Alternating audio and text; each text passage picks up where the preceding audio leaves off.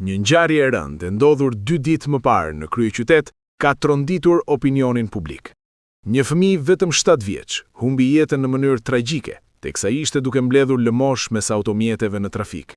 Në një moshë kur duhej të ishte në shkollë apo duke luajtur me bashkëmoshatarët. Kjo tragjedi duhet të shkunda autoritetet, pasi asnjë fëmijë nuk duhet të humbas jetën duke mbledhur lëmoshën në trafik për mbijetesë. Në një moshë kur duhej të mbante në dorë lodra, jo barrën e varfërisë, kur duhej të mendonte për shkollën dhe ëndrat, jo për mbijetesën. Kjo nuk është thjesht një tragjedi familjare, por një plagë shoqërore. Një fëmijë nuk duhet të punojë për të jetuar, duhet të jetojë për të ëndrruar. Varfëria, mungesa e mbështetjes sociale, indiferenca, të gjitha bashk krijojnë terenin ku ndodhin tragjedi të tilla. Dhe çdo herë që humb një fëmijë, humb pak nga ndërgjegja jonë shoqërore.